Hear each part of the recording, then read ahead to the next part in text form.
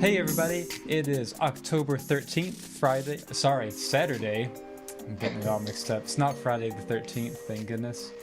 For episode 10, we finally hit the double digits of Tacet Thoughts with myself and Chris Nadeau, who just came back from a grueling day of a high school marching band in Colorado. How was that, Christopher? It was 40 degrees, so I dressed as warm as I possibly could, and then the sun, I guess, which, since apparently we're a mile closer, was just right there, so it felt like 100. It was miserable because I was hot and cold. I don't know I got sunburned for sure. Worse than I did on tour. Well, I'm glad you had a bad time. It makes me feel good to know that your day was just a little worse than normal. Fuck you. Thanks. With us today is a really cool guest, someone a little different from the past people we've had on. We've mainly had on some composers, some performers, and the like. But this guest is a board-certified music therapist at Arousal, a social justice agency in Atlantic County, New Jersey. Definitely not Atlantic City. There's no city like that in New Jersey. She graduated from UNT, University of North Texas, with her bachelor's of music and music theory, flute concentration, and is currently completing her master's in music therapy at Ohio University. She is actively involved in music therapy advocacy and field research. She has presented on her work with eating disorders, adolescents, child witnesses to domestic violence, and developmental intellectual disorders at the 2016 Great Lakes Regional Conference of the American Music Therapy Association, the 2016 Mid-Atlantic Passages Conference for Music Therapy Students, as well as the 2017 and 2018 Mid-Atlantic Regional Conference of the American Music Therapy Association. She was a recipient of the 2016 Jenny Shin Memorial Award for Academic and Service Excellence in the field of music therapy. She has taught several master classes in songwriting, music theory, and marching cymbals. She has very extensive performance and teaching experience in the community, university, drum corps, and winter guard settings. So please welcome for episode 10, the first double-digiter, Stephenie Sofield. How's it going? Oh, it's going. Great in New Jersey. What was that? Sorry. And it's great over here in New Jersey. Oh, yeah. That was sarcasm. Oh, no. I only know a handful of people from New Jersey. Yeah, I'm in South Jersey, so it's about as bad as everyone says. I've been to North Jersey, where Princeton is, and it's much better up there. I am in almost the southernmost county, and it is not very cultured, I guess. Yeah, that's a good sum up. Oh, yeah, I feel that. I mean, it's kind of like that here. I'm in Virginia, where the northern Washington, D.C. area is like really wealthy, and then everything else is either middle class or lower middle class and rural areas. So, yeah. So, cool. We talked about this in our last episode, and I talked about it. I purposefully didn't look up the answer because I just wanted to see what my friends at school would say. But I've asked a lot of people. I just walked up and I was like, hey, so what is music therapy? And they're all like, well, as someone that holds 1 or 2 degrees, music therapy is, and then they just stop and they're just like, oh shit, what is music therapy? And I thought the same thing, so I would be super pleased if you could just give us, like, what is music therapy? We all hear about it all the time, and we know people involved, but I feel like it never gets talked about enough. You're correct, it doesn't. Can you tell me some of the things that people said? Did anybody give you an explanation? Several people went with counseling, assistance in counseling, and I was just like, I don't know. That doesn't seem right. It's one of those things I didn't want to say they're wrong because I also was just like, no, I don't know enough. And medicine. Somebody confused it with music medicine degree or something along the lines. So, music therapy, the very, very short version is music therapy is using music in a therapeutic relationship to achieve non-music goals. That's the very, very short version. So the biggest difference between that and like music education is in music education, you're in an education relationship where your goals are musical goals. So that kind of gives us the line in the sand between our domains or our scope of practices. So there, we can work with pretty much every domain of human functioning, from like cognitive, academic, behavioral, social, emotional, physical, motor. So we can kind of work across the spectrum of the domains of human functioning. So if there's a deficit in any of those domains, if the person responds positively to music, we can use it to assist in regaining or rehabilitating function in those domains, basically. Does it kind of lean towards one way more or the other of like physical rehabilitation or emotional, if that makes sense? It does make sense. It actually depends on what your specialty is. So I am a psych music therapist. So I work with traumatized children, specifically with children who have witnessed domestic violence. So mine is more emotional, behavioral emotional. I get some like developmental disorder stuff, but mine is more psych. And I actually did my internship as psych and half medical. So I did do medical music therapy, which is a whole extra thing where like I would be playing, doing live music with the patients. And sometimes I'd be watching the monitors because I was trying to get like increased oxygen saturation, things like that, watching heart rate, all of those things. So the medical part of it is very, very different. You look for very different things.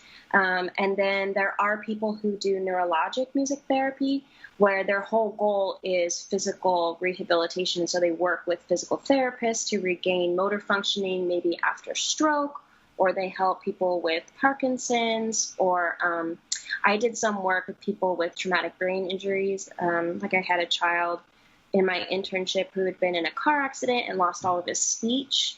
And music therapy really helped jumpstart his regaining speech. And then the speech therapist could come in and help. But music therapy really helped kind of jumpstart that for him. So it really just depends on what your population is. If you're looking at physical rehabilitation or emotional trauma work, which is what I do, it's really quite wide. And then I have friends, I actually have a lot of friends who are doing hospice music therapy.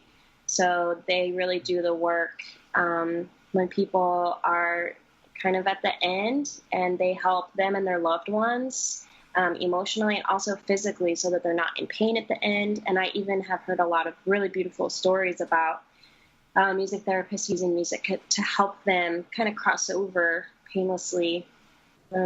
It's quite a wide range of things that we can do. Wow. Man, that's heavy.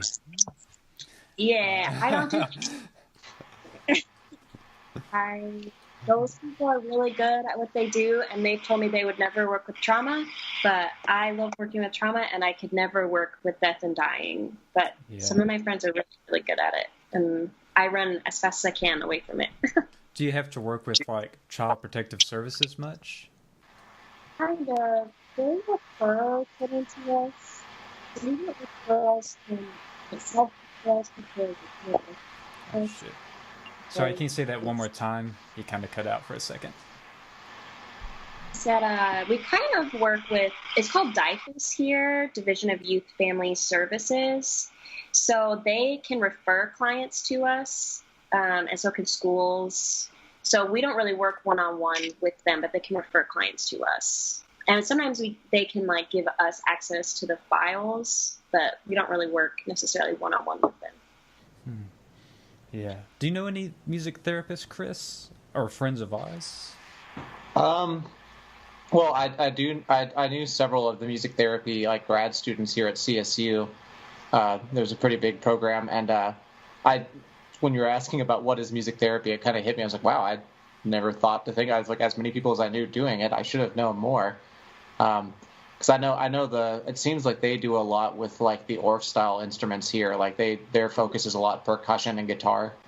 But I was going to say earlier, talking about kind of working in like the hospice care and everything. And my wife's mother worked at a I can't remember the name of it, but it was most of the people with like Alzheimer's, dementia, old people at the homes, and there was a woman that was there that actually used to be, I think she was a piano teacher at Texas A&M Commerce when it was East Texas State, and she was like this sweet old lady, didn't really talk much or do much, but she would apparently they used to would put her up to to the piano or give her a harmonica, and she would just like throw down, but it was all music of the people that were in there of their time. And she said that they would let her just play because it would like bring like a kind of like bizarre vitality to her. Like she would just completely be rejuvenated, but not only her, but everybody in the room would know the words to the song she was playing, or, you know, they would get up and start dancing. And so it was just kind of like it was just like a daily activity for them. They just let her play, and then she would just kind of come back to herself, and everybody around would just kind of jump back into like youthful moments. So like that was always what I kind of assumed music therapy to be, is just that kind of connection to some kind of emotional time or state. I don't know how accurate that is compared to what you said now, but yeah, personally, I mean, I know several. I'd never thought about what they're actually doing. Is there an advocacy? It seems like music therapy is getting more. It's becoming more common. Yeah, we've actually been. So we have the board certification, I think, starting in 1954. We've been like under an umbrella with a board since 1954. It's just, I think, with the development of social media getting out there more. So I think people who worked with music therapists knew about them, but now people that don't are learning because of social media, and it's just making it a lot easier. But we do have advocacy committees in every region, and then we also have a national advocacy committee, because there's also a lot of misrepresentation that happens. We run into a lot of people that maybe think music therapy is counseling, and so we have like counselors who are saying like, oh, I play music in my counseling session, I'm a music therapist. And that's not true. So we have to be advocating for that. We have some people that maybe go do volunteer music playing in hospitals, and they say they're doing music therapy. We even have facilities that say they offer, you know, oh, our residents get music therapy daily, but there's no board certified music therapist on staff. So we have advocacy committees and panels just for that very reason. Wow. Yeah. Yeah, I can see the idea of misrepresentation now. It's just like some of the things you listed, I just like, yeah, I've heard of people doing that, but I wasn't sure. It's just like, is that what it is? It's one of the things like you don't want to ask them, because then they're gonna, yeah. Should I? Just be like, oh yeah, what's up? It's kind of like, you know, when people say like, oh, you did drum corps? I marched Blue Devils in '86, and you're like, really? Did you? Do you know? So like, no, I just, it's the same thing. I've run into that so much where I have like, oh, I'm a music therapist. I'm like, yeah, what school did you go to? And they're like, oh, I didn't go to school for it. So a couple of YouTube videos. Checked out this whole YouTube series. It's like 20 minutes long. I feel really confident now. Yeah. Oh man. So what, if I can ask, what drew you to music therapy? So I got North Texas, hating my life. North Texas is really hard. And I was in my junior year trying to figure out where I was going to go for grad school. And I was actually looking at University of Miami. I was really stuck on performance, even though in the back of my mind, I knew every time I locked myself in the practice room for 6 hours, I was just crying. And I just wanted to be around people. I was like, can I just do music and people at the same time? I want to do both. So I was just looking through the University of Miami like majors, what they offer for music, and I just saw music therapy, and I just wanted to see what it was. And I'm really grateful that they had a link to the Journal of Music Therapy, so I wasn't getting like, because before I thought that music therapy was more like voodoo-y, like, oh, you just like play music on a boombox and then people feel better. And I was like, that's some bullshit. So they had a link to a journal, scientific journal, and so I read it, and I was like, this is it. This is exactly what I want to do. And I remember calling my mom right then, crying, and I was like, I know what I'm going to do for the rest of my life. I'm going to be a music therapist. And that was it. So it just hit me, I guess, the misery of going to North Texas, but not wanting to get rid of music. Wow. It makes me wonder, like, I know of several people that have done their undergrad, and they like music, and they like being around people, but they don't want to teach, but they feel like they're stuck, like, in the education track. I wonder if that would be, like, maybe something they should check out if they're the same mindset. I actually know a lot of my head in Texas who went that route. I know, like, I can think of maybe a dozen, actually, that went a couple years into education, and they're like, this is not for me. But I am seeing how music has a positive effect on the children that I'm teaching. There's something to this. And then they're all going back to TWU for their music therapy masters. And it is so beautiful to see. I'm so excited. So all these people are slowly being converted. But it's exactly what it is. They love music, and they love using music with children or with other people. And they want to keep doing that, but they don't want to educate. I would definitely say that's what people should do. Everybody do it. Yeah. What is coursework like for a music therapist? That's what I wanted to ask. Yeah, I was really curious about that.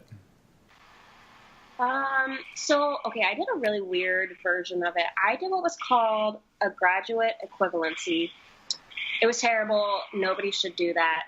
It was god-awful. So that means since I had finished a bachelor's in music, I didn't have to take the bachelor's of music courses, because you still have to do all of the same things, because first and foremost, you're a music therapist. So you have to be an excellent musician first. So you still have to have theory, music history, conducting, ensembles, lessons, all of those, because you are a musician first and foremost.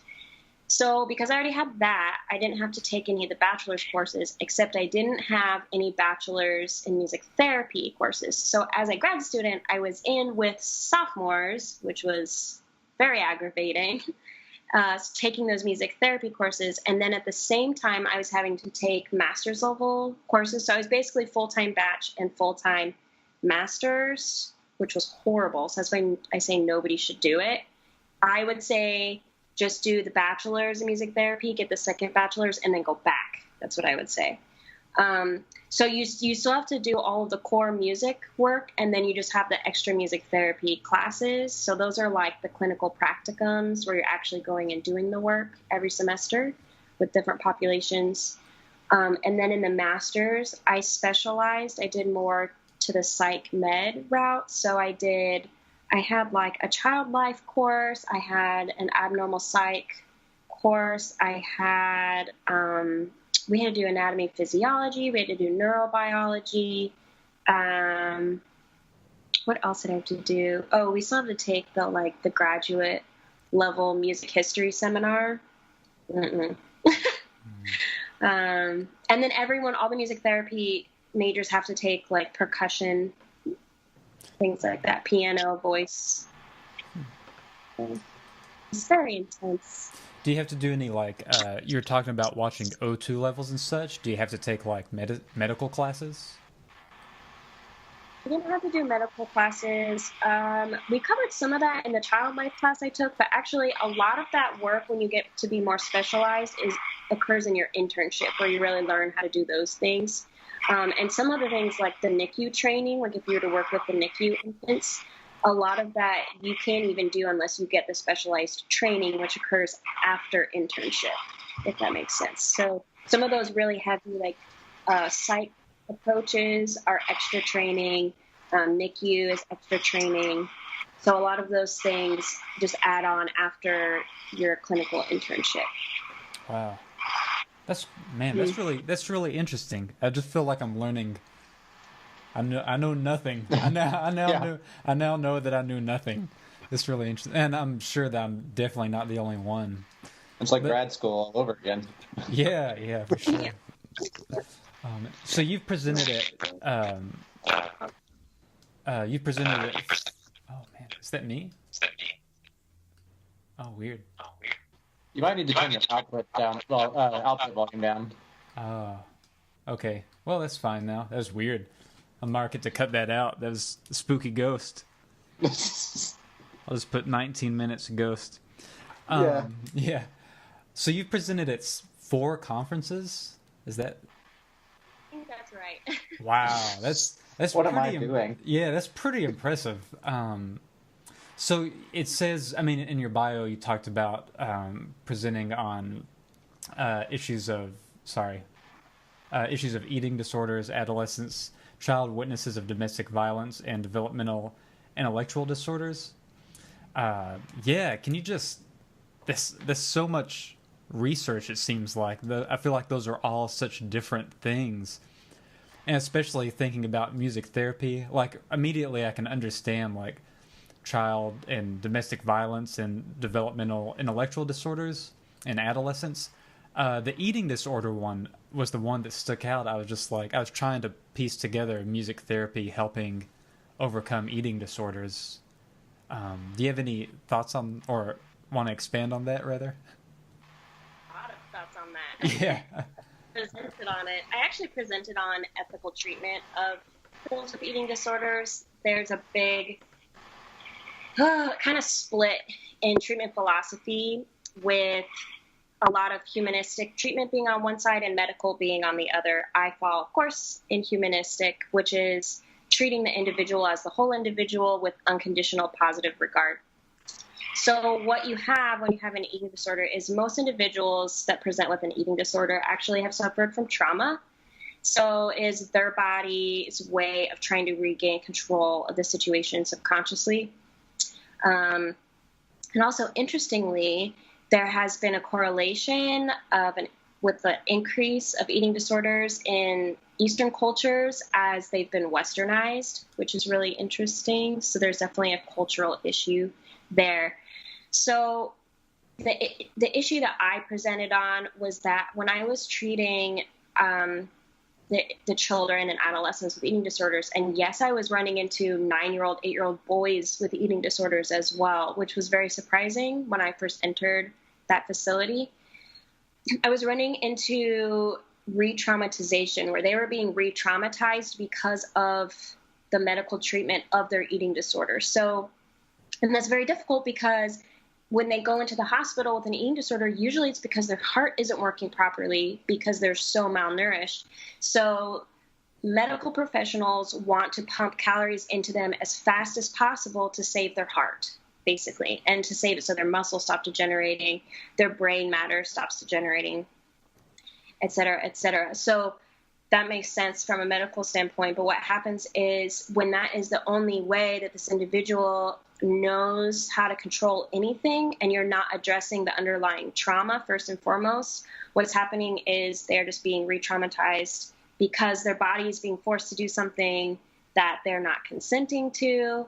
And the weight gain itself and being told, no, you can't move because it'll burn calories. I see you shaking your leg. You're burning calories. No, you don't. You're not allowed to restrict anything that you eat. There is no bad food. Nope. Even that Twinkie, don't worry about it. It's not bad food. So it causes a lot of extra trauma, which then just makes their symptoms worse, which creates higher recidivism rates. So that's what I was presenting on, because I was running into a lot of issues in my treatment where the girls, especially the girls, would just be sobbing when I would walk into the room because they'd be like, the doctor said this, this, and this, and I hate everything. And I had this one girl say this quote that just stood out to me. And she's like, I'm a person, not a disease. And I was like, oh my God. So that's what I presented on, was that the medical aspect of it was overlooking them as people and making it so they have a higher risk of coming back because the treatment wasn't going to work. Oh, okay, I see. So you're getting them to have like a positive correlation with going to the hospital for treatment? Huh.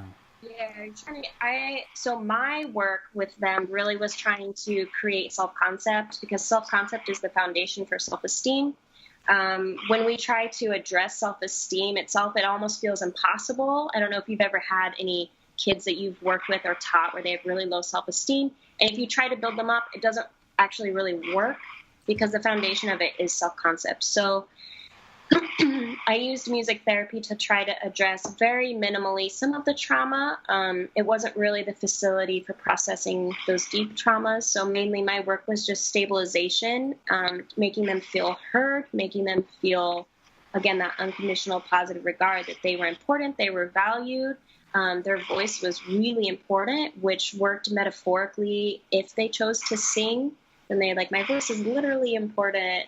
Here are my words, and then they're being transformed into these other mediums.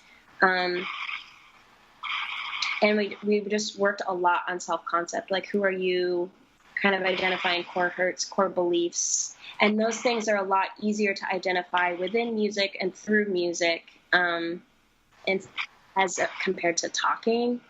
So all the research shows that music therapy is a lot more effective with like things like eating disorders, depression, anxiety, than standard psychiatric care because it's less invasive than talk therapy, than verbal therapy. Oh, wow. So it was easier, for them to kind of make those connections and we built rapport faster than talk therapists. And they just felt that connection a lot sooner than with their other therapists and help them feel safe and supported. Yeah. Do y'all also work with like alcoholics or anyone that has like a substance abuse issue? Yeah. In my internship, I worked at the Western Psychiatric Institute and Clinic in Pittsburgh, which is the largest standalone acute psychiatric facility in the country. So that meant that the individuals that were there at the facility were in what are the qualifications? They were at risk for hurting themselves or others, like right then and there. And there was an entire substance abuse floor for comorbidity, so substance abuse and something else, like bipolar, depression, anxiety. So I was up there probably once a week, and then we had an extra outpatient clinic that we went to for substance abuse as well. So I basically did substance abuse twice a week, and they are a lot of fun to work with. A lot of times they're very, especially with like that 12-step program, they're very well aware of where they are in their treatment. Especially the guys, they were very like forthright, very blunt with everything. So they were a lot of fun. Like we could do a lot of really awesome stuff. I remember one time we did with my outpatient substance abuse group, we were doing, I don't even know how it happened, but it just ended up that like the entire table of these like really tough dudes were using the table to create like a drum circle basically. And we were using like everything we could find to create rhythms with each other, and just kept going. And one of the guys just started rapping. Like that's the kind of stuff that would just happen all the time in our groups. I'd be like, I don't know what's happening. And I just like let the group create whatever they were going to create. It was awesome. And then that creates, of course, that sense of community that they need anyways, that helps them grow in their treatment. Wow. So it was awesome. That's a really big topic. There's a lot of research with them. Man, that's intense. That's really interesting though. So what are you doing at, you're with this group, Avanzar? Am I saying it right? Yeah, you are. We just rebranded. We used to be the Women's Center, which is a lot easier to say. Oh, yeah. Yeah, so now we're at Avanzar, which is a social justice agency. My specific program is called PALS, which stands for Peace, a Learned Solution. But I think it is really just so we can work with kids, and PALS sounds cute. I don't know. So I work with child witnesses of domestic violence. So they have to be between the ages of 3 and 17. And if they've been exposed to domestic violence at all, they're eligible. And the only time we really turn them away is when if they need more supportive services, or if the non-offending parent is still in a relationship, an abusive relationship, either with the original perpetrator or with the new perpetrator, then we refer them out to more supportive services. But otherwise, if the child has been exposed, even if they were exposed like 10 years ago, that trauma is still there. They were still exposed, and so I can still see them and treat them. Wow. So does it have to be, are they brought via the parents, or is it like a government agency that brings you to them? Kind of. Well, we're government funded. We're grant funded through the state. But it just depends on who might bring them. Like we might have a legal guardian bring them, like if they've been fostered out or adopted. So their legal guardian might bring them. They might have a family member bring them, like maybe if both parents are unavailable, whether they are incarcerated or in rehab, or the non-offending parent will bring them in. We don't allow the abusive parent to bring them in. Only the non-offending parent or the victims can come to our facility. But we do have programs for offending parents outside of the facility. That's a different program in our agency that I don't work with. But there are programs to help them basically rehabilitate as well, which is awesome. Yeah, that's good. Do they have... I'm trying to think of this, like... I have to make a note now because it's gonna take me like 20 seconds to formulate a coherent thought. This is so interesting. There's just so many questions rolling around that I wish I would have thought up more. Go ahead, Chris. Yeah. I was gonna say that's why I'm happy we're doing this episode. We kept talking about doing. First, it was just gonna be percussion, and we were talking about like just getting like 3 episodes going just as a thing, and then we did a couple episodes. Then we were like, let's toy around with people that are not just in percussion, and we got our friend James who came in and talked about like art and travel, and then we started talking more about we joke about our equal amount of stress and depression, and probably in an unhealthy way. But we were talking about it, and there's a lot of people around here that have opened up a lot more about like just depression and stuff like that through different struggles or anything. And I was like, that should be something we should maybe try to bring up in the episode. And I see, like, Emily and I see her post all the time, and I was like, Stephenie would be a great person to bring in. That's like a whole thing that I don't know anything about. That's awesome. And that's like the best podcast to me, is the ones that I know nothing about and we get to learn of. So hopefully this brings some information to a whole new audience of our 20 people. Hey, there's more than 20. I can tell you that much. It's 200. We're sitting at I play it 75 times. Caleb plays it 80. And then then the rest is spam bots. Yeah. But do y'all ever work with not so much age, but people that are dealing with depression or anxiety, just generalized? Yeah, so because of the population that I work with, almost all the children that I have either have depression or anxiety, because what you're looking at here with depression and anxiety are 2 different forms of arousal.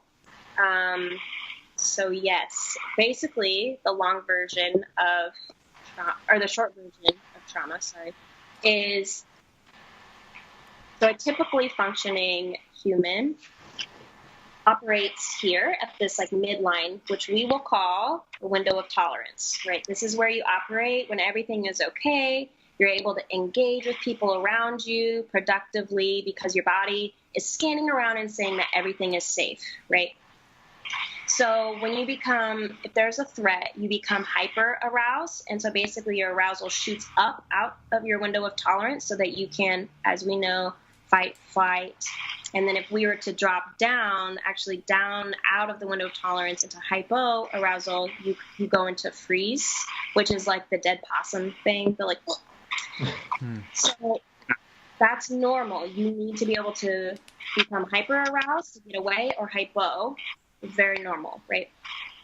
What happens with trauma is individuals get stuck in those spaces because, especially with complex trauma is when trauma is repeated over and over and over and over again, which is different than PTSD. PTSD tends to be a single traumatic event, and so that has symptoms like nightmares, flashbacks, avoidance symptoms.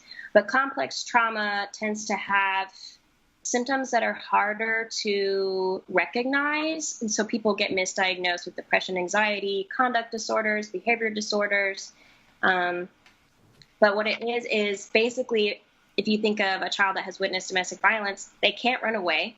They just have to watch it all the time. So they're sitting in this terror. So their body spikes up into hyperarousal, and then it just stays there and stays there and stays there because they don't know when the perpetrator is going to be mad. They don't know if they're going to do something wrong and get in trouble. So they have to be up in this hyperaroused state all the time, right? Have to be on the lookout all the time, all the time, all the time, all the time.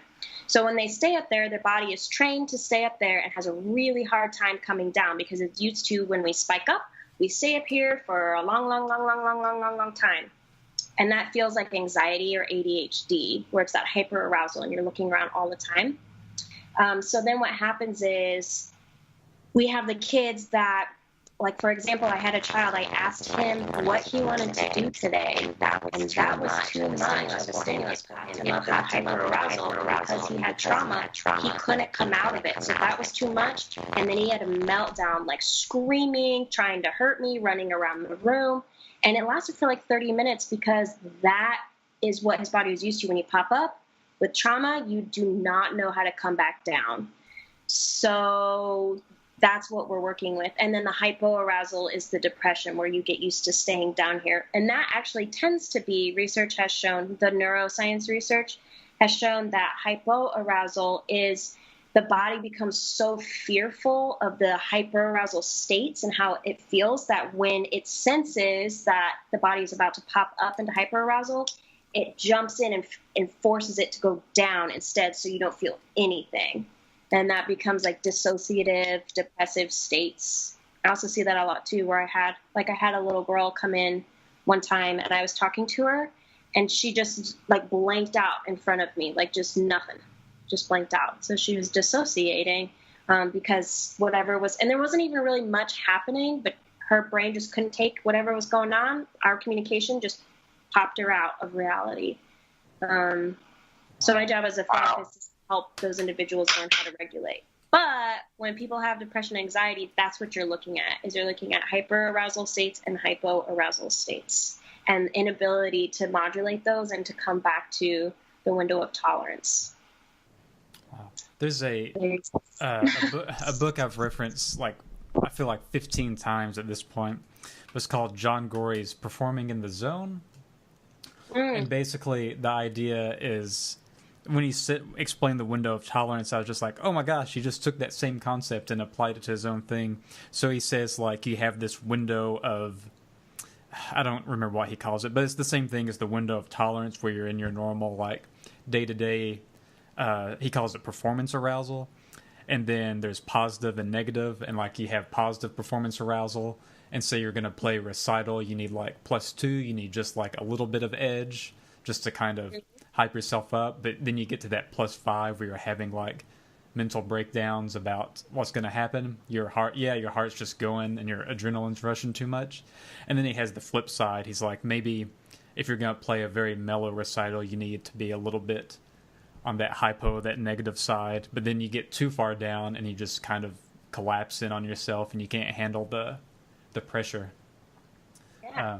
But it's really, it's so interesting to see, like, I don't know, I really like seeing parallels between different subjects and arts and things. Yeah, makes me excited. Yeah, well, it's always good to see that science is backing up. I mean, there's performance science, you know, and I'm pretty sure that probably comes from performance science. So it's always good to see that the arts are backed by neuroscience, I feel like. So they're like, yeah, we're not crazy. Yeah. I think standing in this blank practice room with no windows 6 hours a day is not good for my health. Nah, you're fine. It's all good. There's no neuroscience there. Right. Yeah. Man, being a music major was terrible. Yeah. I typed up, I probably won't go through the whole thing. I'll give the cliff notes. But basically we did a little Facebook, Instagram, just questionnaire, just asking people about how they manage mental health, basically, and on the day-to-day, like, how do they stay in control of what they're doing. A couple of, they're all good answers, but a couple, Liz Tomlin, I don't know this person, she basically, to sum it up, she says intentional self-care, Chris's wife, Emily, also said kind of the same thing, scheduling time each day to unplug and meditate. Meditate comes up a few times. Mike Anderson, a guy I know from Hartford, I can't speak. He says psychiatry, cognitive behavioral therapy, and medication, which is totally true. Those are all great ways. Especially, I think, if you've got some serious stuff going on, those are what you need. Nathan Daughtry, composer, runs C. Allen, says running, exercise is good. Duplo block creations with my wee one, which is his daughter. I guess they build blocks of some sort. Then he says cooking. Cooking's one that I've gotten into recently. It's just very you have to focus on the task at hand. He also says scotch, bourbon, and beer, which is probably it's not the most healthy, but yeah, well, in small doses it's okay. Wait, it's not? There's no neuroscience. It's fine. It's fine. No, there totally is. Someone, Marcus LeBlanc on Instagram, said, I find it's important to have a non-musical hobby. Yes, preach. I love music, but it's my job. I have to do it. It's nice to have a creative outlet that I can do for me and nobody else. And if I'm terrible at it, who cares? I enjoy it. One other person, Shopa I'm not sure how to say it. He says, I have a diverse career. Burnout is much slower or even non-existent if you have multiple things going on. Teaching in a variety of settings, playing in a variety of settings, etc. Which, just to be clear, and not to dog on this dude at all, but there's definitely a difference between burnout. I get burnout probably every other month, and I have to take, a couple of days off, weekend off, and just hang out with friends, kind of recharge the batteries. But there's totally a difference between burnout and depression and anxiety. Depression and anxiety are very serious. Burnout, obviously, they share the same space a little bit, but burnout is definitely a loss in an interest in what you're doing, and can probably be that first step of depression or that first sign. But they definitely all are different. I did a little research that I thought was interesting about depression is starting to become most frequently seen in the millennial age workforce, which is basically between the age of 18 and 35, which, hey, guess what? That's all three of us. Depression itself is an organic mental illness, and issues such as finances, uncertainty of jobs, school debt, lack of support systems will exacerbate those things. And especially if you think about people our age, that mid to late 20s, early 30s, late teens currently, that's definitely something that's an issue that keeps coming up, especially politically and socially and culturally. But in according to research by University of Bath and York St. John University, depression's been on the rise in our age, this millennial age, since the early 1980s. The research references this to not just individuals being overburdened with a perfectionist mindset of having excessively high standards and overly critical self-evaluation, but what they call multidimensional perfectionism, which is meaning these people feel pressure to measure up to an ever-growing number of criteria with evaluations from multiple sources. And it's kind of interesting because apparently they saw the same thing happen. Of course, there's parents and bosses and teachers. You feel like you need to please. But in the 90s, they had what they called was the Friends influence, which was people seeing the sitcom Friends. And now they're starting to aim for this totally unrealistic level of success with minimal work involved. And you don't reach that because none of us are going to reach that. That's like $1 million a year apartment in New York City. This huge, no one's gonna, no one has that. But now they're saying the same thing with social media. So you see only the good, and you're comparing. I mean, it's hard not to compare yourself to what you see your friends doing or colleagues doing.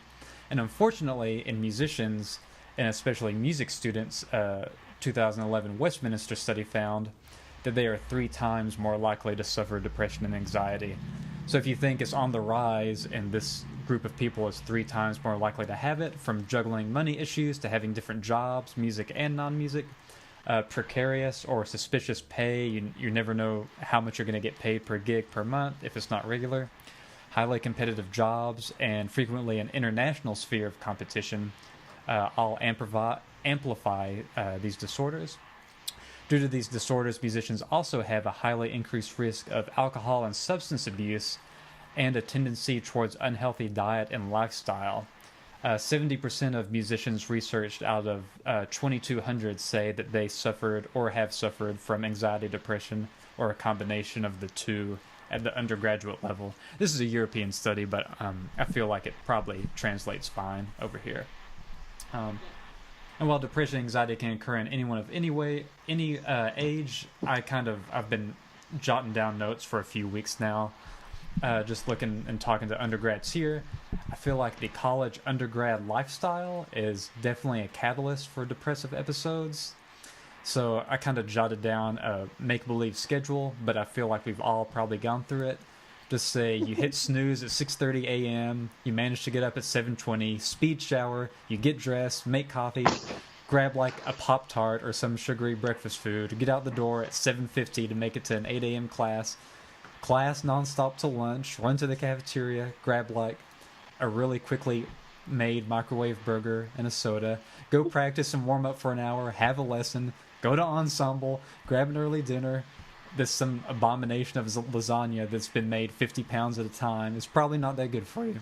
Change, go to marching band for an hour, go home, do homework at 8 or 9, grab a beer with your roommate, you get in at 1 a.m., you're in bed by 2, and then you have 4 hours till you do it all over again, and you do that for 5 years. So I just kind of jot down right off the bat, that's not good, and those habits definitely are things you should try to break. I know a few undergrad friends I have listen to this, so if you are starting those habits, oh man, I would just try to break them, especially the sleep thing.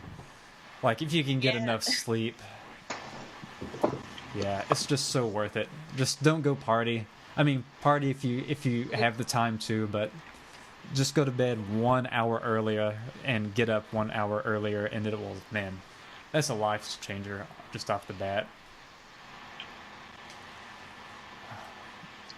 A couple of thoughts when you were saying all of that. One is, should be noted that the onset of depression and anxiety disorders tends to be around puberty, especially for males, because their puberty is later than females. So you look at depressive onset for males at about 17, 18. So that coincides with undergrad anyway.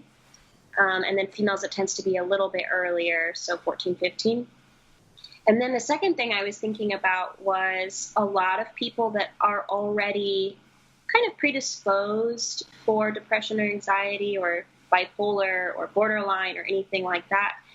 They're kind of already more drawn towards music or the arts anyway. So then I would be interested to see a study that looks at who experienced those episodes becoming creative arts student, who experienced them as a result of, because I wonder what that correlation would be. Those that maybe have a predisposition towards a mental health disorder, and then the lifestyle and just the general anxiety of the degree, like how push it along and how much is just the degree. Because the degree is definitely rough. It's definitely rough. Did you guys hear about it was a couple years ago, I think it was like 2013, 14, or 15, there was a PhD student at UNT that killed themselves in the practice room. Yeah. Mm-hmm. There was 2 people at Rice in the past 20 years that have killed themselves as well. From us, I will just assume stress. I mean, that's all I could think it would be. Like, you think about those DNA. I remember the DNA students at UNT living in, and at some point, it's that lack of sleep as well as whatever mental health issues it creates, like hallucinations and disordered thinking, disordered functioning. And nobody checks on them. It's kind of like you can't make it, then, you're not going to make it in this world type of thing, and nobody checks on the mental health. Nobody checked on my mental health until I became a music therapy student. And then we had these very serious discussions about self-care, and it was because we were going to be providing therapy to humans, and they wanted to make sure that we weren't going to use those humans to get our own therapy, basically. Oh. But that was the only reason it started to be addressed, is because now I'm a therapist. I have to take care of myself so that I can be a good therapist. Nobody talked about it when I was an undergrad, and that my mental health was way worse in undergrad because of that.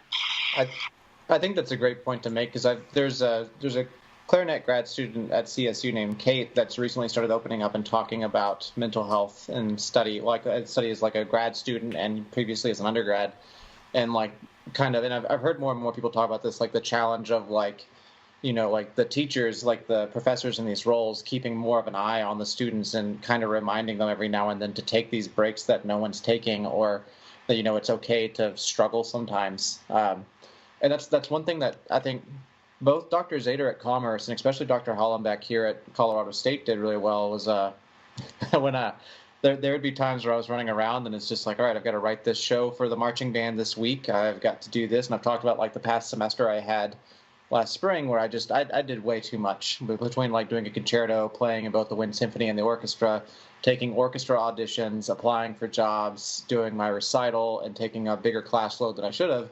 Like I was on the verge of like a breakdown the entire time. And looking back, I would think almost weekly, Dr. Hollenbeck would just kind of peek his head out the door, see me, and be like, "Hey, are you doing okay? Like, you know, make sure you're getting sleep, or, you know, go get some food." Like he'd throw out little things every now and then, like that I wasn't thinking of, because he'd say something and be like, "You're right, I've only eaten once today, and it's 7 p.m." Or it's like, you know, I would sit there and I would say something like, you know, be like, "Oh, I'm going to be up all night studying for this and reading these papers and blah, blah, blah." And then he would say, you know, it's like, "Well, it's not due yet. Why don't you put it off just a little bit longer and get just like that extra hour of sleep," like you said. And I never paid attention to those little cues he was giving me, but she talks about that a lot, to where like, I think, and I've even thought when I was a high school teacher, there's times where I probably should have said more for some of my students, you know, just kind of keeping that eye out, because we get so focused in on just like, get the work done, get the work done, get the work done. But there's never any focus on like, at some point you do have to take care of yourself, because no one else is going to do it for you, you know, or nobody should have to. And that could be a whole segment between me and my wife at that point. But, but you know, like, yeah, it's like that kind of concept that maybe is like, that it's something that we need to talk about more and more. And it's always interesting when you kind of think, you know, like, I think we've all struggled. It's like we've clearly struggled at some point where we've had like mass anxiety or like depression, at some point where you kind of get to that moment where you feel like you're the only one feeling it. Because again, like, and you talk about the social media world, you see everybody else posting the good. Nobody wants that person that's posting all their depression all the time openly, because, you know, it's like I got the family member that does it, and I'm like, all right, I'm just going to unfollow you for a while, and, you know, we turn the blind eye to it instead of giving that like the kind of open ear it maybe needs. But you get into that trapped, lonely set where you feel like you're the only one going through it, and like, I know I just tried to power through it, which wasn't the healthiest thing. And what I really needed was, I just needed like that, like to take a weekend where I just didn't do anything, maybe just go home and like sleep for 3 days straight and then recover. But yeah, I was interested to think hear what you guys thought about that.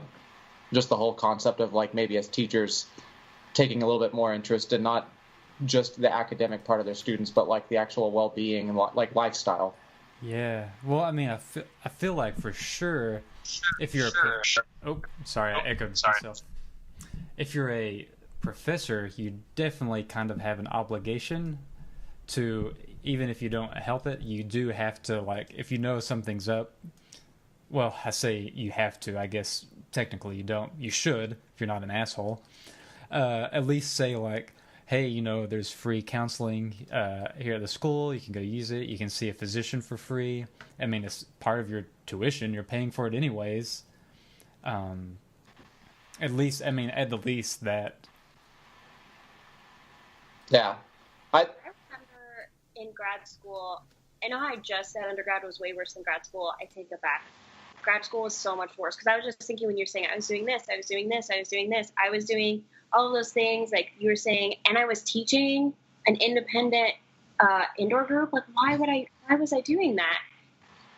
But I remember it got to the point where someone said, hey, I think you should get that free counseling we have. And I remember thinking, I don't have the hour. Like, I remember going twice and feeling guilty because I wasn't in the practice room. And that's something also that music students have to negotiate, that we can say you need to sleep, but I remember feeling guilty about sleeping in, or you need to eat. I remember feeling guilty that I wasn't shoving food in my face in the practice room and thinking somebody else is practicing harder. Someone else is practicing right now. So I don't know what the fix is, because I remember hearing those things and professors even saying things and telling us to do that and just feeling too guilty to even take care of myself, you know? I think it's just a situation of like finding out how to address the guilt itself, because especially when we look in the world of professional musicians, you know, I can think of like specific like big orchestral percussion guys that I know have made these like giant jobs, and you hear the stories like, well, how did you get there? It's like, well, when I graduated, I practiced for 12 hours a day nonstop, and blah blah blah. And like I've even heard the stories of like I can't remember who it was, and it would be better not to say the name anyways, but one of our friends was struggling with this in undergrad, and he talked about like, you know, he's like, I don't know how to make it when I hear, you know, so and so when he was auditioning, his wife and kids moved to stay with their family while he was in the audition phase, so he could focus solely on the audition. And that always struck me as the wrong advice to take from anyone. And especially now that I've gone through it more, is going, that's definitely the wrong, because like, yeah, you need to get the hours in, but like that's such an unhealthy atmosphere. It's just isolation, constant work stress, and like no communication with anyone. And it's like that. I think that's where like that guilt comes from, is we look from the extremely hardworking side of things and say, how did you make it? And it's like, well, I busted my ass until I did.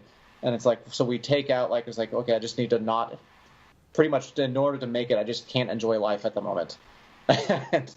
And I think that's a big thing. And, you know, as teachers, we say, you know, it's like, okay to take care of yourself in a moment. It's okay. But I think, you know, in the going back to like the social media thing, I think that's the most visible medium that we have for all the musicians, is like, you know, like everybody's doing like the 100 days of challenge or 100 days of practice challenge, or, you know, you're only uploading videos of yourself playing. Everybody sees yourself in the practice room. So when you get there, it's like, okay, well, these people are working. If I'm not working, and that's the other phrase I think is dangerous, is like every minute that you're not practicing, someone else is. And of course that's going to be true, but like practicing what? Where on the timeline of practice are they? Like, and have they not taken that time to take care of themselves? And, you know, and so you thinking back to like to the social media thing, is like, you know, like, yeah, we're seeing them play all the time, we're seeing them practice all the time, but maybe they're out doing other things. That's one thing I do like about Nathan Daughtry, going back to him, is, you know, half of his posts are him running or having beer somewhere. And that's a successful guy that's written a lot, working for a publisher, and performs in clinics all over the place. And, you know, he still talks about taking the time every day to just go run. Like, I know that's part of his daily activity. Dr. Zader's gotten to where he's doing that now. I know he runs a lot. And, you know, even professors here, like, you know, there's professors at CSU that are like world-class musicians that are like, every chance I get during my free time, I'm going to go kayaking or skiing or hiking. You know, getting out of the building and just doing something. Man, you said, talking about Nathan and Brian running. I'm going to call him Brian because I'm graduated now. Brian Zader. Sorry, Dr. Zader. Backpedal. He's not listening. No, he's not. So Stephen Hardy, he's a PhD at University of Kansas or Kentucky. I just put UK. I can't remember which one it is. I think it's Kansas. And John Gorey, the same guy from New Zealand that wrote this book, they both, in their studies, found that at the very least that you need a minimum, and they said the minimum's okay, like start with the minimum of 30 minutes of motion a day. So not 30 minutes of standing behind your instrument. That doesn't count. Standing behind the marimba doesn't count as your 30 minutes. Like, go walk for 30 minutes, or go for a jog, or a jog and a walk, or... For me, if I can just walk around campus and just hang out, you know, got my water or coffee or whatever, and just walking around for 30 minutes, you know, a nice brisk walk, like, you feel so much better just getting your heart rate up for a while. Well, there's something to be said, too, for smart practices. And I remember Dr. Clardy at UNT, as much as she was very difficult. If you don't know, she is known as being a very, very difficult flute professor. She is very old school. But I remember one time she actually recommended that I don't remember if it was like jogging, but something like I was telling her that I really like staying active, and that I had used that as an excuse for why I hadn't practiced. I was like jogging, so I didn't get to practice yet this morning. And she's like, you can like listen to the piece while you're jogging to practice it without practicing it, or like practice fingering your scales or something. Like you can practice intelligently without looking at your instrument or looking at the music or touching the instrument. There's ways to practice and practice mindfully and think about your instrument in a way that actually connects some of those neural synapses without touching your instrument. And I think that's the difference between mature and immature musicians. Is mature musicians find a way to basically be able to warm up without touching their instrument, drawing those connections, or being able to practice and think about the music that they need to get into without touching their instrument, which really closes down some of that extra practice time. Yeah. The older I get, I feel like I'm practicing all the time. Even if I'm not playing, like I feel like I'm listening to music or listening to like, oh, this is this romantic piece, the phrase is like really interesting and that's such a cool color, that chord's really interesting, that motion's really cool. Like I feel like I'm just kind of gaining just little bits all the time. But I think you have to make yourself open to accepting all of it. Yeah.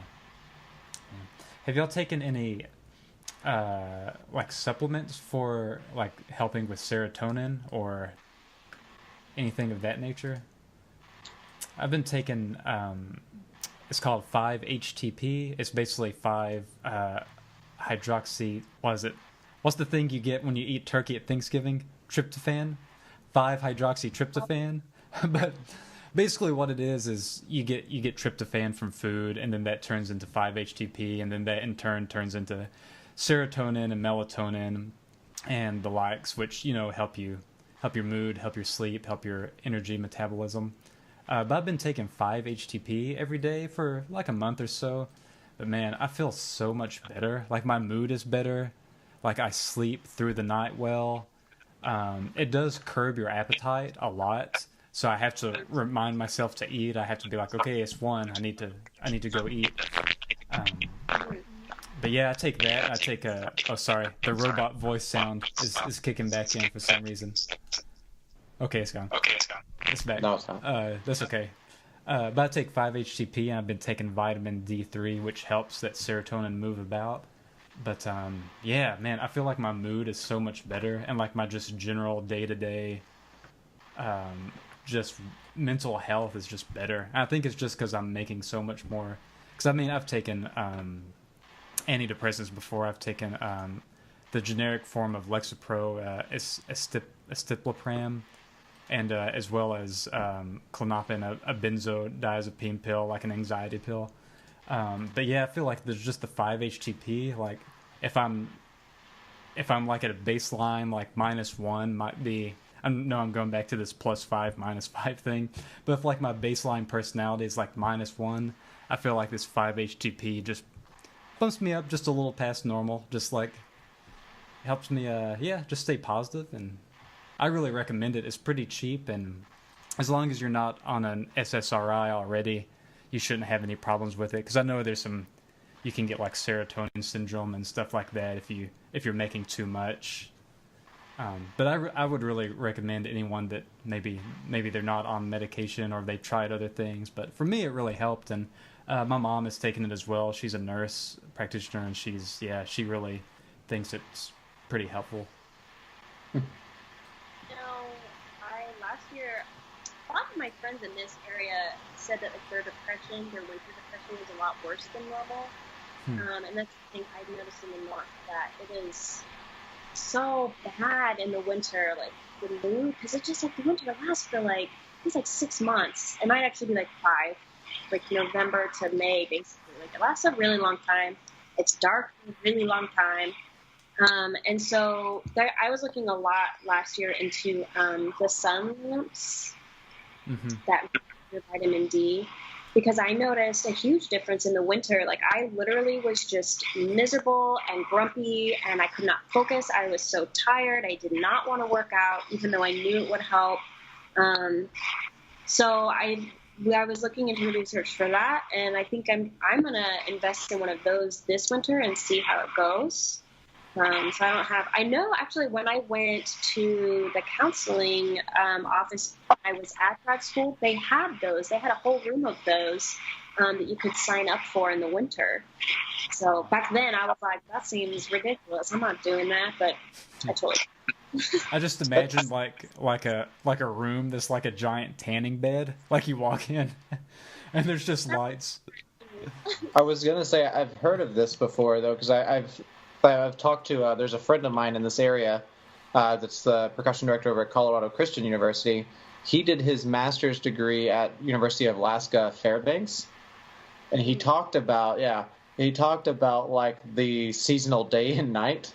And we were hanging out at one of the percussion festivals, and it just kind of occurred to me to ask about that. I was like, how was that? Like, just like going through like how it was like a little over a month of like day and then like a month of night. And he was like, it's really weird. They tell you to prepare for it. And he's like, I don't know if there's a way you can. And he's like, because you have like a month of day, and it's like you have to get like those blackout curtains for your room and stuff like that. So at night you can sleep because you'll go to bed. And he's like, you're not careful, you'll be like wide awake, just full of energy and feeling great, and it'll be 2 a.m. Because the sun's still out. And he says, so you're like really, everybody's like really peppy and like got a like little kick in their step, and they're just like going at it. And he says, but then that night comes, and he goes, and it's just you're tired all the time. Everybody gets slow, like focus is so much harder. And so I remember reading about that afterwards, because I was like, how do you even combat that? Like, how could you stay successful in that program? Do you have like a really solid month on, and then you just admit that next month is going to suck? And then, but I saw that the sun lamps were a big thing up there for a lot of people for that reason. Well, I feel like, it's the same thing as, it's seasonal affective disorder, the SAD. And it's the same thing as like, it's something like 8% of the world has diagnosed depression. So that's 8% of the people they have gone and gotten help, so they've kept record of it. But it's kind of like, okay, so in the wintertime it gets bad because you're not getting enough vitamin D, and it's just miserable. And then they say people that are in the north, so like if, say Minnesota has pretty bad winters. So you're in the north, in the cold, it's the winters, it's lasting a long time.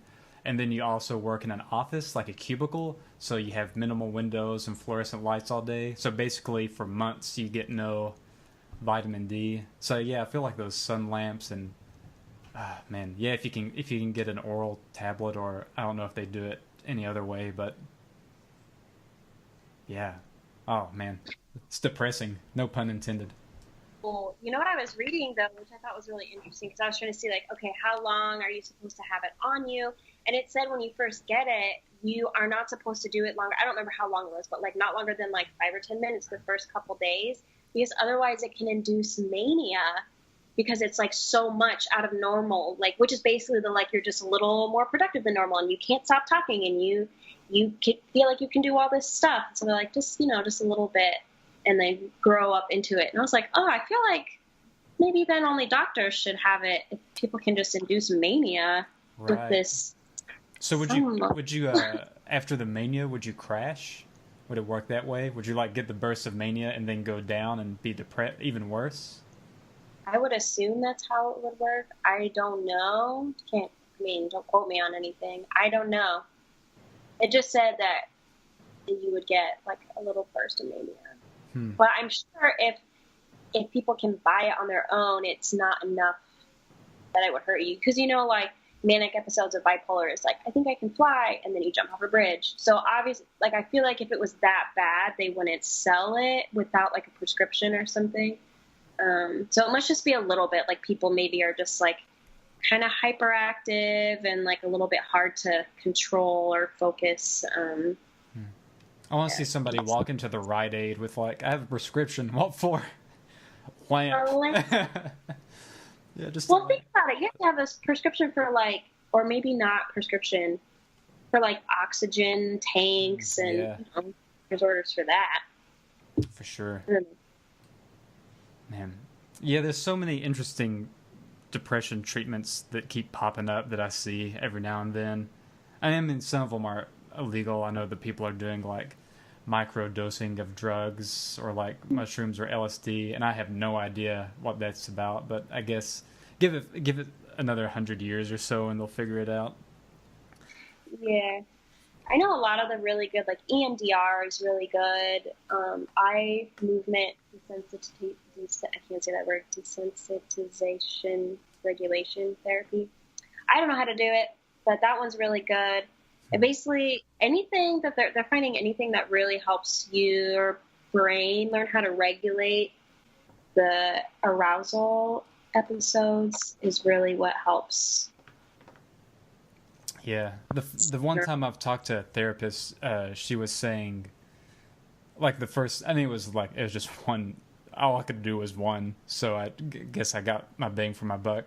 But she was just like, "All right, first off, what's your diet like?" And it's like, "All right, you're eating a Pop-Tart? No, you can't eat a Pop-Tart for breakfast. Like you have to have like substance for your food. Like eat like protein heavy, high fiber, high complex carbs." In the morning. And she was just like, "When do you go to bed? Sporadic? No. It's got to be the same as much as you can."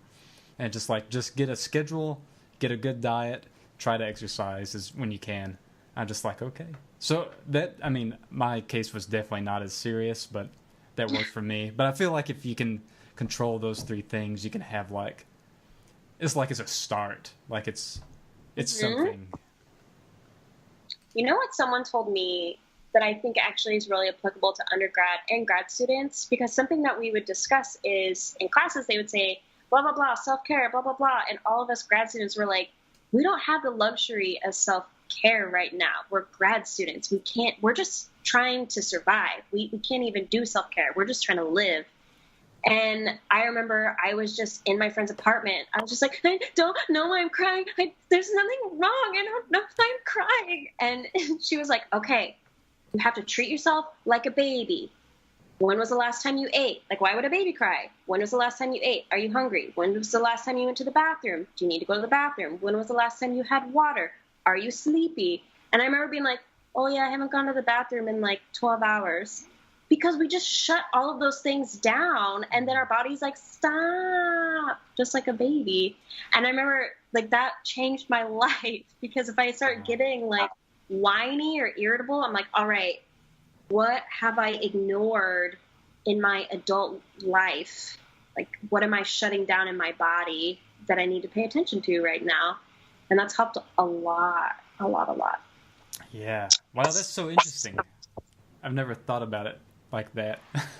Yeah, I didn't either. I was like, because I think to like a lot of the times I would just be massively irritable, like during my grad degree, and I'd just always come back to realizing there's like, oh, I haven't eaten in like 15 hours.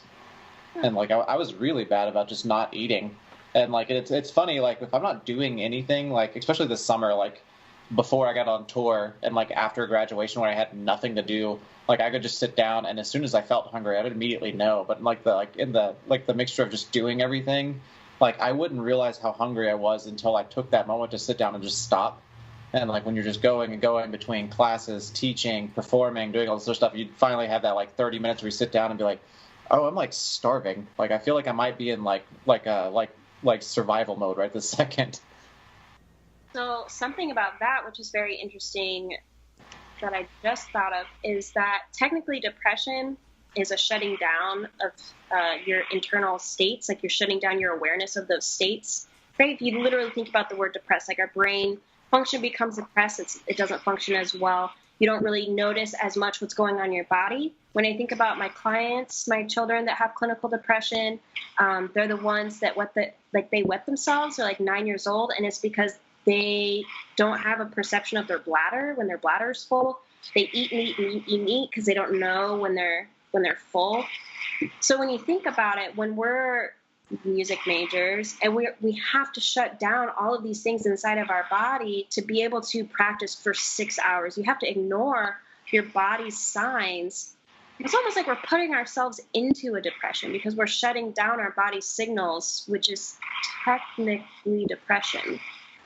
So I would say almost the very first thing that students that are kind of on the verge, what they could do is really just pay attention to your body's signals and give yourself the space to listen to your body, because just as adults, we don't listen to our bodies. We just don't do it. That's not good. Yeah, right. Man, I feel like the one thing I wish I would have done more is before I turned 25, and luckily I did. I went to the doctor a fair amount, but oh boy, if you're an undergrad or an early grad student and you're still able to be on your parents' healthcare plan, just use that shit. Just use it as much as you can. Yeah. Go to the dentist. Go get a physical. Oh, your birthday's you're about to turn 25 in 3 weeks. Go to the doctor. Go to the dentist. Go get some blood work done. Go to a psychiatrist. Go to everything. Just use it while you've got it, because I'm going on year 4 of not having it, and every time I stump my toe, I'm just like, this might be the end. I welcome it. I don't know. Expensive. It is. It so is expensive. Yeah, it's nuts. I can't believe how many things I didn't take advantage of that I paid for college. Like I took advantage of my gym for the first year, and then I was like, oh, if I want to stay a music major, I can't work out. I have to practice only. And I didn't take advantage of the free psych in undergrad. I didn't take advantage of like they have free vision now at UNT. Yeah. Wow. Like, I didn't take advantage of any of that. And people told me all the time, this is crazy. At OU, the music majors and I think the dance majors, there might be a couple others, they have free massage therapy. The massage room at Commerce. They would go get scheduled massages. You could get them like twice a week for free. And I remember thinking, I don't have time for that. What the hell? I should have made time. I could have eaten and gotten a massage at the same time. Like, come on now. Looking back, I would have gotten the max amount that I possibly could. I think even here at CSU they offer something like that. I don't think it was free, but it's like a half-hour massage is like for students. It's like I think it's like $15-20. That's good. But like, there was like I didn't do it so much this past year, but the first year during the grad degree, I tried. I was just like, I'm paying. I actually had one of those days where I looked to see where a lot of my money was going towards, and I was just like, oh my god, I'm spending so much on this crazy gym. So I started going with one of the cymbal line guys I was teaching, because he was like a health and fitness trainer. Because for some reason all cymbal players are just buff, and he. But like we would go there, and we started seeing that, and I was like, what is this about? And he's like, I didn't even know they offered that. And we were talking to one of the guys that was working for it, and he's just like, yeah, it says like appointment, but you could literally just walk in because people don't come. I was just like, man, like a half-hour massage in town is going to be like $40, but at the least, yeah. I mean, around here it's like 80 for an hour, 80 or 90, and that's without you have to give them a tip or they yell at you. Yeah. So I don't know what happens if you don't.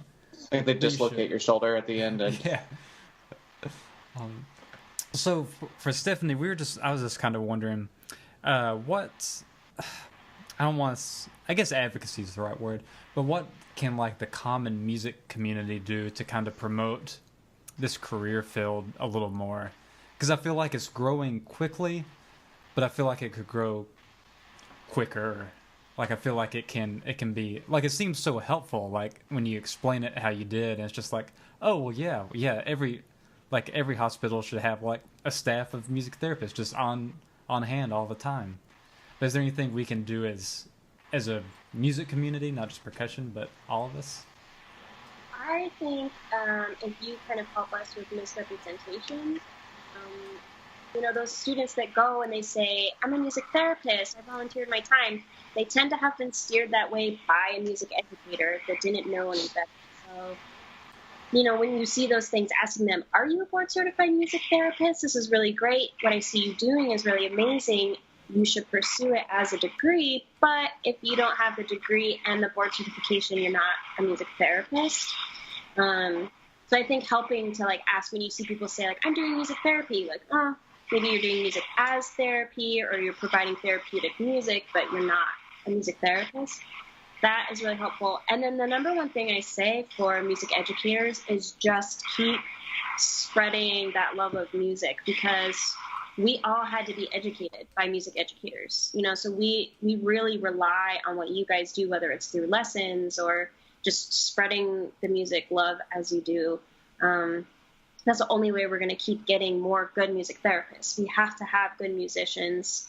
And more programs are cutting music, more schools, and that's where it starts. You don't get music therapists unless they had music in elementary school and middle school and high school and then college. So, you know, kids aren't going to get into college programs if they didn't have it in high school. So just, I think, continuing to advocate for the arts in high schools and middle schools, I think is the very, very first step. And then, of course, the misrepresentation issue. Yeah. Do you have any other presentations or conferences or anything big coming up? Oh, neither of you are in Texas. I was going to say the National American Music Therapy Association conference is in Dallas this year. I'm not going because I'm going to a friend's wedding the week before in Texas, and I didn't want to buy 2 tickets. But I actually just submitted a proposal to the Mid-Atlantic region conference. Can you say that? Oh, can you say that one more time? It kind of cut out. Mm-hmm. I just submitted a proposal to present at both the Mid-Atlantic Regional Conference and the New England Regional Conference. So I won't hear about those until like December, January. So those are in March. So I'll find out about those. Cool. Soon.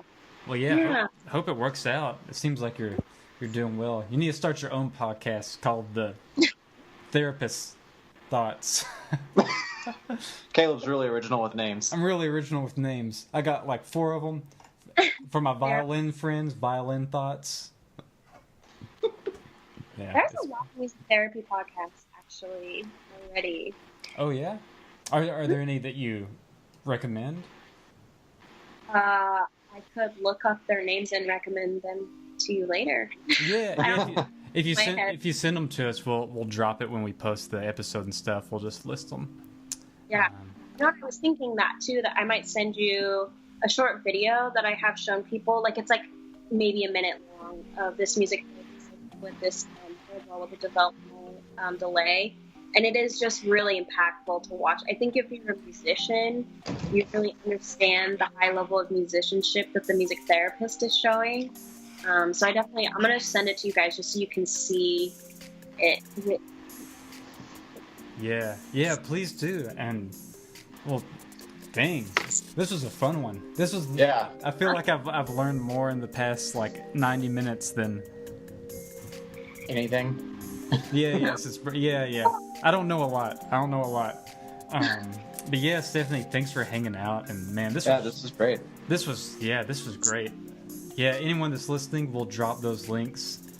We'll drop those links in the other link so you can go check it out.